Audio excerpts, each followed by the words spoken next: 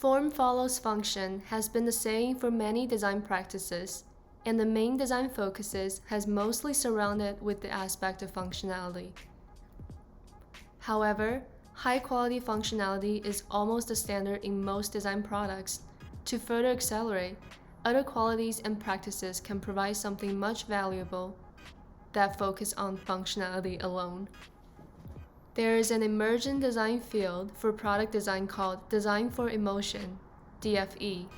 The emotion aspect of design isn't just referring to pure aesthetic, but using consideration of DFE to promote positive emotion response that act as a kind of working function.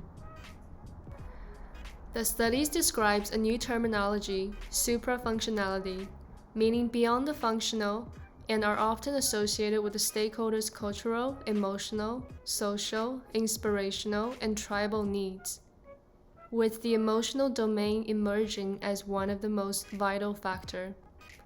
Stakeholder refers to not just the user, but with people who interact with the products. Don Norman, who is the father of user experience design, also wrote a book about emotion design, which dissects our brain process from encounter things using our sensory to motor response into 3 levels: visceral, behavioral, and reflective. Behavioral level refers to usage and experience of products, which covers what we commonly focus on: functionality and practical interaction. This level resides in between subconscious and conscious. Reflective level deals with the memories and reflection of things. It is mostly related to impression when looking back into the memory, which resides in the conscious part. Visceral level deals with the unconscious part, which is the primitive and instinctive reaction towards certain things.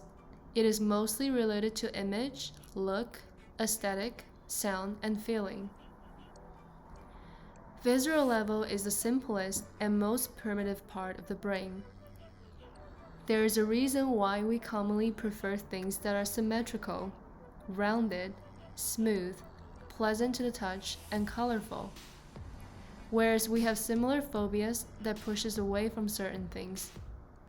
All those pairing reactions have been embedded in our DNA throughout the evolution of what is good and what is bad. We are exquisitely tuned to receive powerful emotion signals from the environment that get interpreted automatically at a visceral level. This redesign of midwifery training aid has considered and applied the 3-dimensional level mentioned in Don Norman's emotion design. The problem with midwifery training aid is that the lack of real-world appearance, first-time users might be hesitant to use those simulators. Adding that emotion aspect, product become more exciting, desirable, and approachable. It allows the users to feel welcomed to explore with the device. The design process and result also presents differently when considers functionality and emotion altogether. When we talk about the word feeling, we can describe it as mentality of emotion feeling, but also physical touch feeling. Tactile attribution has an inseparable relation to emotion. For example, The Breakfast in Fur by Murray Oppenheim in 1936. It is a visual representation of utilizing tactile sensation for its art advantages. It promotes the tactile feeling response, then later connects to emotional feeling response. We can also see tactile and material usage in some design areas, such as interior design or automobile design, which was deliberately used for creating different emotional response to the users. However, out of all the senses, the sense of touch has been the most underestimated and underdeveloped. The sense of touch has just been proven of its mechanism by David Julius and Artem Pataputian, just of the year of 2021. They have proven it by using gene silencing technology on specific gene and tested by seeing which gene is responsible for reacting to pressure. An experiment has been done with sense of touch, which was proven to have connection with images of personality. The subjects were asked to describe the personality of presented people with their look. Before entering the experiment, they were provided coffee that is either hot or cold to hold. The end result of personality assessment was hugely influenced by particular temperature of the coffee that test subjects were holding. Another experiment was done asking test subjects to describe and rate profound basic emotional traits, such as fear, anger, happiness, disgust, sadness, and surprise, out of 21 unknown materials.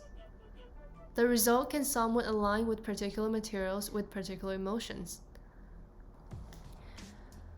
The interesting conclusion is that the sense of surprise has been profoundly rated across all materials, and the reason is that the test subjects was asked to rate them under the state of alexithymia.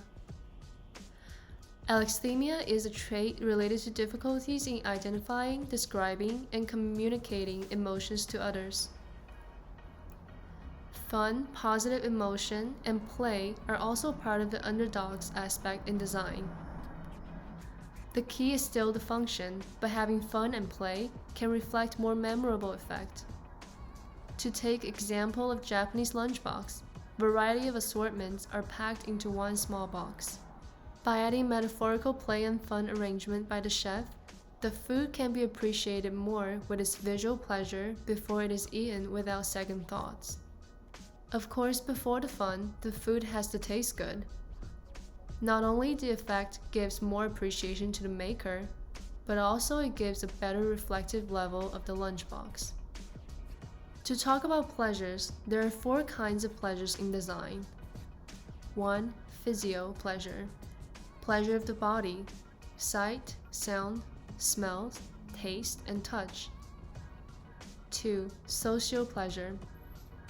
Products that plays important social roles, promoting interaction with others. 3. Psychopleasure. It deals with people's reaction and psychological state during the use of product. 4. Ideopleasure. Aesthetics, quality, enhancement of experience and value. The interest and positive feeling of a product can serve a significant effect. When one is in a positive state, it makes the user to be more tolerant of minor usability issues. Aesthetically pleasing design also creates a positive response in people's brain and guides them to believe that a design actually works better. The infamous ATMs experiment was done by Masaki Kurosu and Kaori Kashimura in 1995. They categorized 26 variations of ATM user interfaces into 2 big groups.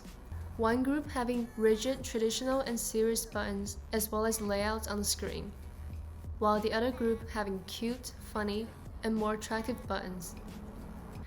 All versions of these ATM user interfaces were having identical functions, the number of buttons, and the logic behind how they operated. The result was shockingly to be more attractive ATMs were perceived easier to use. They conclude that users are strongly influenced by the aesthetics of any given interface, even when they try to evaluate the underlying functionality of the system. A sense of surprise can also be utilized within design.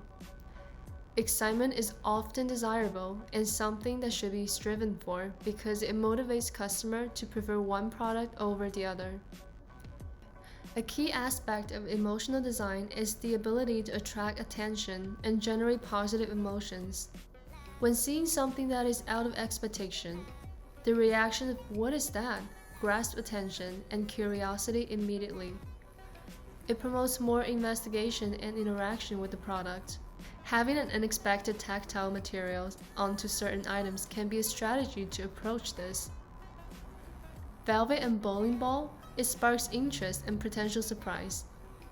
The product ends up to be a handbag. It is called Bowling Ball Handbag by Timur King. Although it's more of an aesthetic product rather than a functional item, it is definitely a fitting example to deliver a sense of unexpectedness, playfulness, and surprise from tactile expectation of differences. Knowing everything is boring, surprise introduces us to new stimuli. Our brain activity responds to sequence of pleasurable stimuli. and their reward pathways in the brain responded most strongly to unpredictable things. Surprise also turbocharges emotions. Surprise amplifies whatever one is feeling, either positive ones or negative ones. Surprise fuels passionate relationships, keeping things fresh and exciting increase higher satisfactory. When this item is presented by itself, people might ask, it's pleasant and cute, but to what purpose? It is only when the strainer is activated and used with teacup, the cuteness transforms into fun, pleasure, and surprise. The design of cuteness almost acts as a function to deliver a reaction of thoughts. However, aesthetics should be built upon usability, not replacing or masking usability. When we look at the work of Jacques Caroman, Coffee Pot for Massages, it looked fun and interesting, but ultimately it is an artwork that looks like a teapot, but lacked the functionality of a teapot. On the other hand, when looking at Nana Teapot by Michael Grave, it delivers a perfect balance of aesthetic and usability. It is playful and aesthetically elegant. At the same time, it functions as perfect product for 3 stages of tea brewing using tilting positions. This item is designed by Nusaku, a design thinking that doesn't begin with forms, but rather form as fluidity concept. Kago Square Bowl is what the product is called. However, it doesn't have a typical rigid form of a bowl, but an interchangeable form with how users alter into their needs. Functionality is considered from different angles. Tactile interaction, sense of playfulness, and surprises are all in one. I will finish the presentation with a quote from Frank Lloyd Wright. Form follows function. That has been misunderstood. Form and function should be one, joined in a spiritual union.